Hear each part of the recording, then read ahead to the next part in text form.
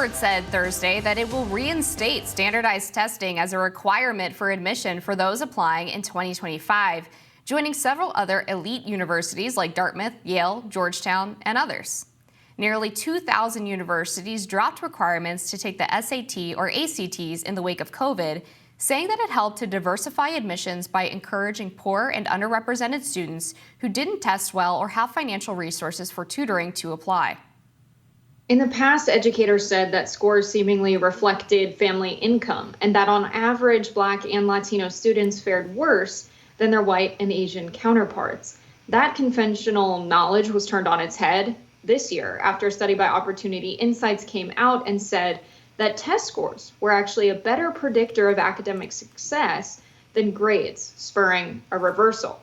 These tests got renewed scrutiny after the last Supreme Court case in June, which struck down race-conscious college admissions, oftentimes referred to as the Affirmative Action case, and Harvard was one of the defendants. So Opportunity Insights is a lot of very interesting research about social mobility and economic inequality in the United States, formerly known as the Equality of Opportunity Project. John Friedman, one of the key researchers there, was my professor in graduate school. And it's always fun seeing a lot of John's research shape policy, because at Brown, I got that email that they were actually going to consider standardized testing again in their admissions process. And I do think it makes sense. I would credit this, if I had to guess, just take a shot in the dark. We'll see what the data comes up with in a few years.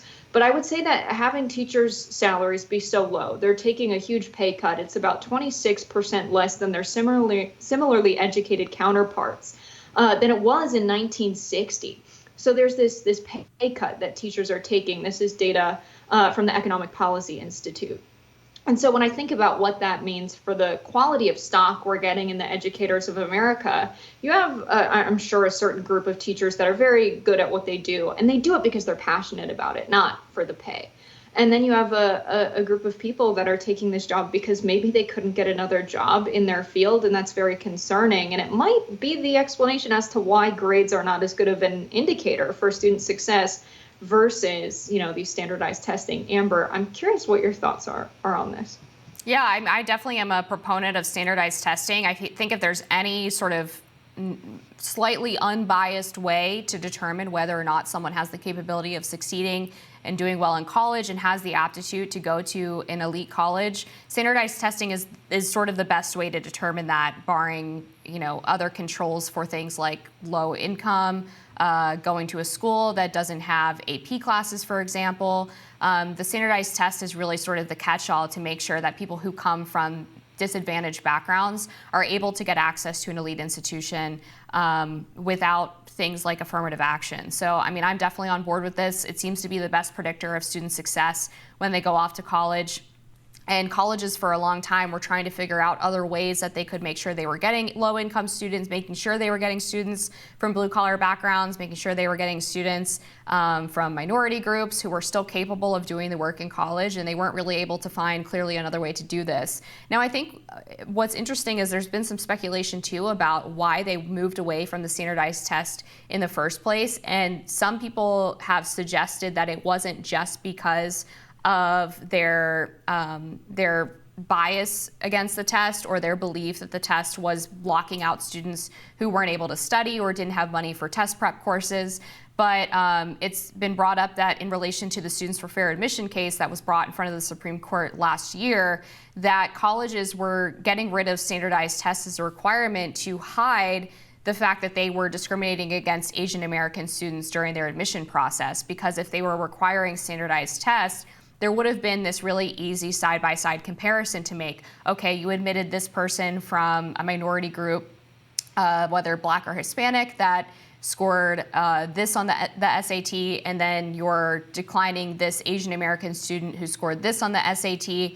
And colleges then had to explain why they were making that move, whether it was because of affirmative action or whether it was because they believed that the student with the lower test score had some other beneficial, valuable thing that proved that they could do well at the school and that they belonged there. And so the easiest thing to do was to just get rid of the standardized tests all around, and then they could claim that they were taking a more holistic approach to student admissions. And now that the affirmative action in higher education rule has been struck down by the courts, they're free to go back to standardized testing. I thought that was an interesting theory.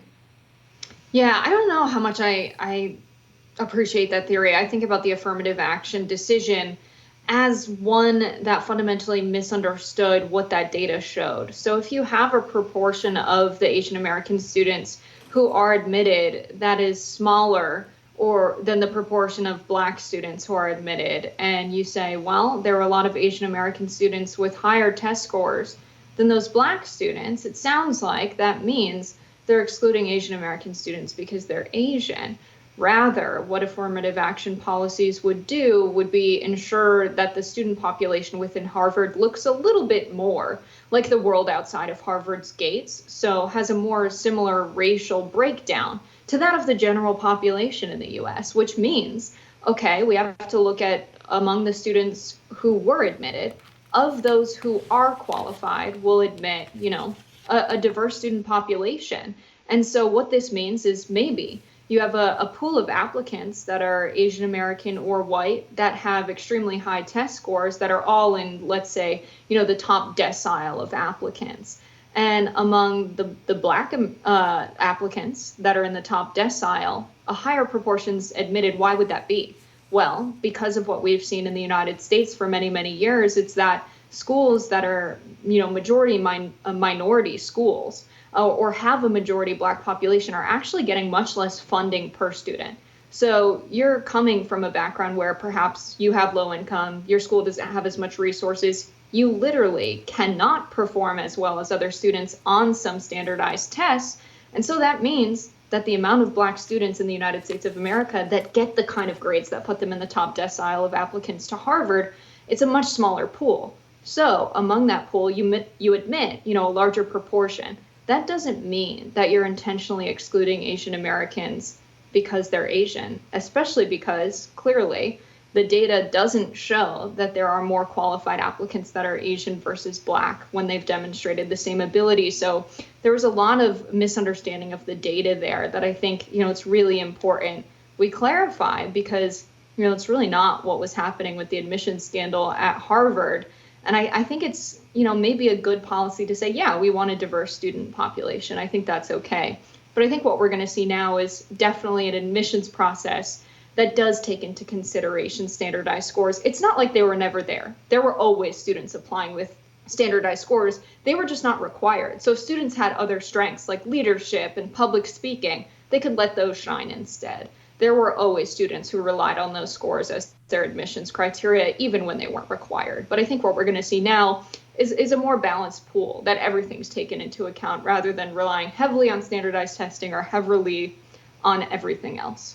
Yeah, I think the problem with the affirmative action programs and the way that they functioned in practice was that you can definitely get a higher proportion of Black or Hispanic students at your school if you focus on making sure that you're targeting communities that are low income, because those communities are disproportionately lower income than perhaps white or Asian communities. So you can do all of this in terms of reflecting the population better by making sure that you're getting kids who come from disadvantaged backgrounds and not making it about race. And there's also a fundamental question at play here, which is, what do you think the purpose of college is? Should Harvard be a place that perfectly represents the racial breakdown of the American population? Or do you think it should be a place where someone who has demonstrated merit and demonstrated them to be more qualified than their peer to be able to go there and study and take advantage of the educational programs that they offer? And that is obviously a debate that's still being had to this day. But again, the affirmative action program in practice was making it so that a Black person who was a descendant of slaves was counted the same as a Black person who was the descendant of a rich Nigerian royalty, basically. So because they focused on race and not income or class, they ended up giving a boost to the wealthy offspring, well-educated offspring of foreigners, because they technically came from a minority class, as opposed to making sure that students who come from these low-income schools that you're talking about or come from disadvantaged areas were getting a fair look, a fair shake at the admissions process. And so that's something that you would always encounter with the racial classification system in America and the way that affirmative action was laid out. And that did require the discrimination against white and Asian students, although in Harvard it was primarily Asian students. Because if you're going to say that you're going to give a place to this wealthy Black person who maybe has a slightly lower score than the Asian, maybe they come from some, like Greenwich, Connecticut, for example, and then you're going to decline the low-income Asian student who maybe has higher test score, higher GPA, but they're both within the pool of qualified applicants, then it does require you to discriminate against the Asian student based on their race, because you think that the Black person is perhaps more worthy of getting into the school, even if they're not coming from this disadvantaged group.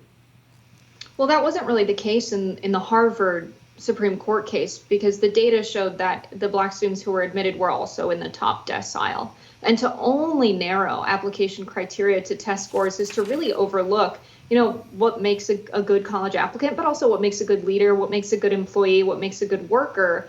And so it's not just test scores that they have their application criteria narrowed down to.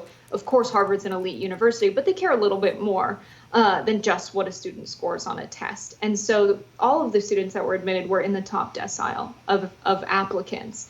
And so just because there were fewer Black students than total Asian students that made it to that top decile, yes, I'm sure a lot of them went to the best private schools and were students of the health of wealthy families in every single racial category, right? Not just the Black students. And so I really think that when you look at the data and you say, okay, there was a fewer amount total of Black students who made it to that top decile. So it looks crazy to say, oh my gosh, we had, 25% of the Black students in the top decile admitted, but we had, just 5% of the top students that were Asian admitted. Why is that? But if you look at the raw numbers, it could very well be the case when we're talking about proportions that the raw numbers would show actually way more white students were admitted, which is absolutely the case, that you could see more Asian students some years were admitted, especially when we look at certain specialties within the school where Black students are underrepresented, like data and engineering. And so really what Harvard's doing here is not discounting students or discriminating against students. They're just taking into consideration racial diversity. If we want our schools to admit more students from low-income backgrounds, and we also want to have some kind of meritocracy, we want these to be qualified candidates, and we want to test that. I mean, the way we do that is we really invest in public schools. We invest in the schools that have disproportionately not been invested in, so all of those students have the same access to resources to get to the level, to get into the top universities.